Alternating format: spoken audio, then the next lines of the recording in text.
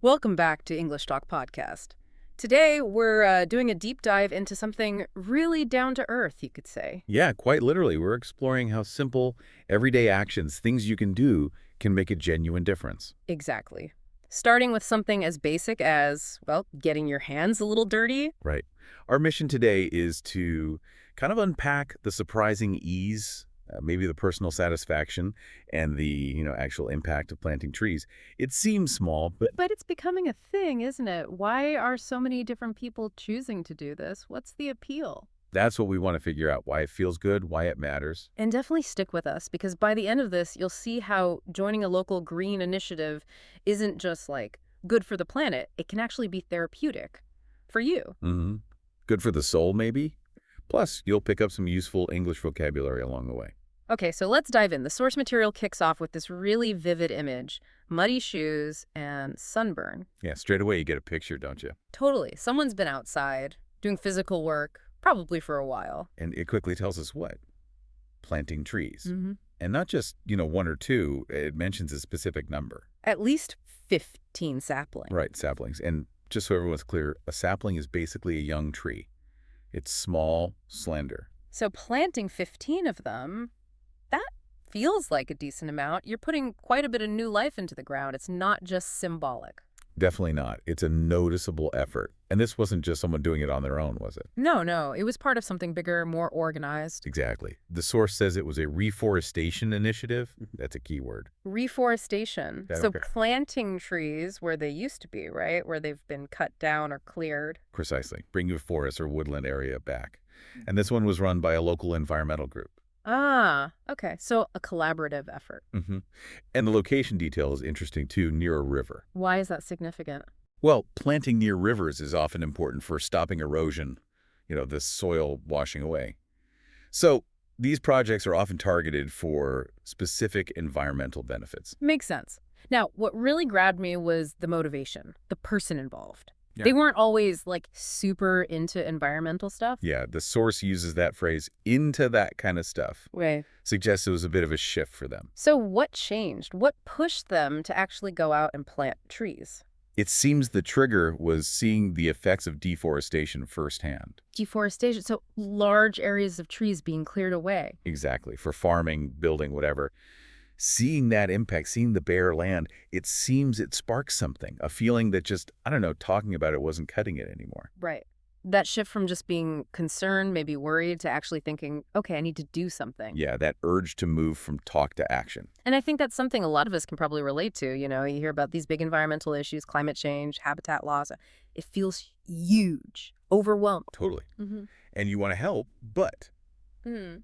where do you even start? How does one person make a difference? This story kind of shows one way, a very direct, physical way to contribute.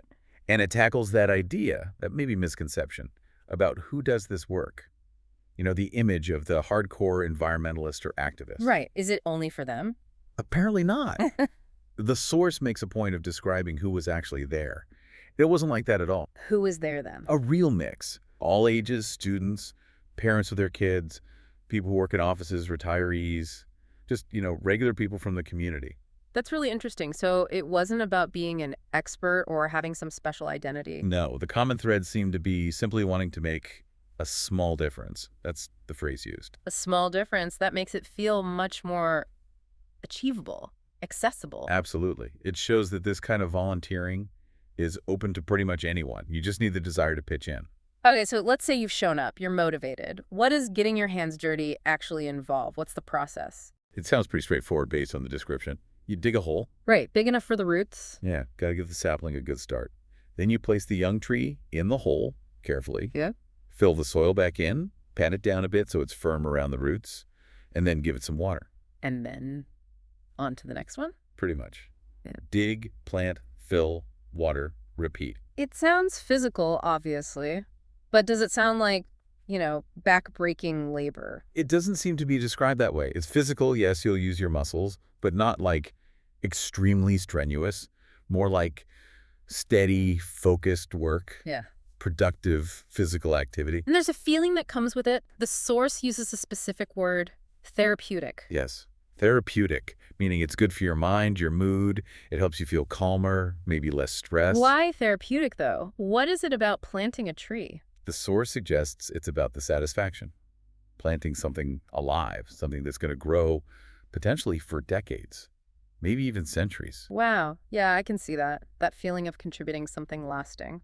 Exactly. Something tangible that will be there long after you finish for the day. It connects you to the future in a very real way. In a world where so much feels temporary or digital, putting something real in the earth, Yeah. yeah, I get the therapeutic angle. It's grounding. hmm It shifts your focus from abstract worries to a concrete positive action. You see the little tree there. And beyond how it makes you feel, the actual benefits of planting trees are huge, right? The source lists quite a few. Oh, absolutely. The environmental impact is significant. Trees are powerhouses. They clean the air, taking in pollutants. And they release oxygen, which we need to breathe. Exactly. Plus, they absorb carbon dioxide. That's a major greenhouse gas driving climate change, so trees actively help fight that. So they're like nature's air purifiers and climate regulators. You got it. And they prevent erosion, too. Remember we mentioned planting near the river? Right, the roots hold the soil together. Yep. Stops land from washing away, protects water quality, and maybe, obviously, they provide homes, habitats for wildlife, birds, insects, mammals. They all depend on trees. It's amazing how much one tree can do. The source uses that phrase, planting hope for the future.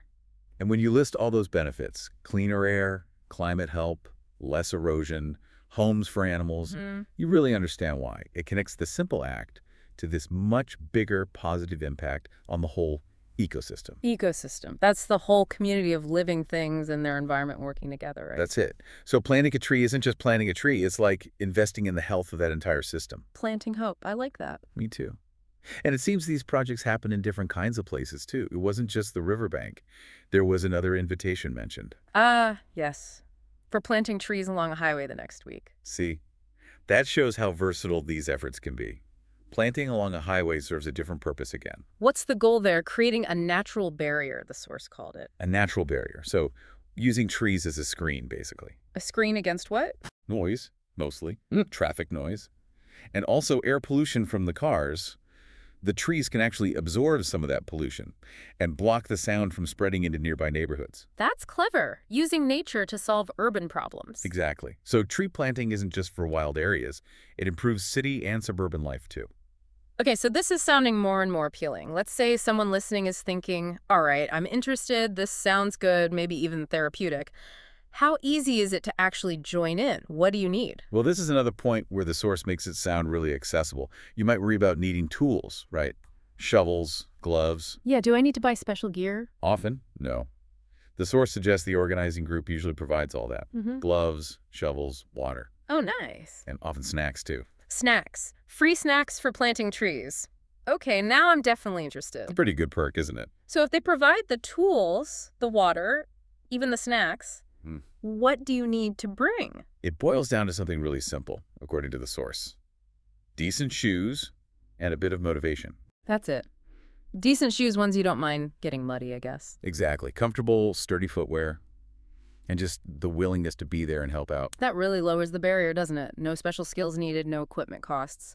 Just show up with the right attitude and okay shoes. Makes it genuinely open to those people of all ages mentioned earlier. And the story ends with the person, the one who was a bit hesitant at first. They decide to do it again, right? To join the highway planting. Yes. They were convinced to give it a shot. And I like the reasoning. Very practical. What was the worst that could happen? Right. Worst case scenario, I get some fresh air and maybe a free cookie. Huh. Can't argue that logic. Versus the best case, actually contributing to something positive, something lasting, feeling good about it. When you put it like that, it seems like a no-brainer. Low risk, potentially high reward, both personally and for the planet. And it also rolls back to that core idea that philosophy mentioned, one tree at a time. Such a simple but powerful concept. It means you don't have to fix everything at once. You don't have to feel overwhelmed by the scale of the problems. Exactly. Big changes like reforestation or tackling climate issues, they happen because lots of people do small individual things. Every single tree makes a difference. It adds up. It takes these huge challenges and breaks them down into something manageable, something you can actually do. It's empowering. Definitely. It shows your action counts, however small it might seem right then. It contributes. It lasts. So as we wrap up this deep dive on English Talk podcast, I think the key takeaway here is pretty clear. Making a real, tangible difference. It doesn't mean you have to be some kind of expert or a full-time activist. Not at all. Simple, accessible things like planting a few saplings with a local group can be incredibly rewarding, therapeutic, and they have real long-term benefits. For the air, for the soil, for wildlife, for the planet's health overall. And volunteering for something like this, it seems genuinely open to anyone. Based on what we've discussed, all you really need is that bit of motivation. And some comfortable shoes you're prepared to get muddy. That seems to be the main requirement. So, building on that idea of planting hope and the power of one tree at a time, maybe here's a thought to leave everyone with today. Okay. Think about that collective impact. We heard about one person planting 15 trees. That matters. But what happens if loads of people in your neighborhood or your town or your city do the same? Imagine the cumulative effect. Yeah, the scale could become quite significant. So the question for you listening is, what small, tangible step could you maybe explore this week? Knowing that every single action, however modest it feels, really does contribute to that bigger picture of positive change. Something to definitely think about. Thanks for joining us for this deep dive.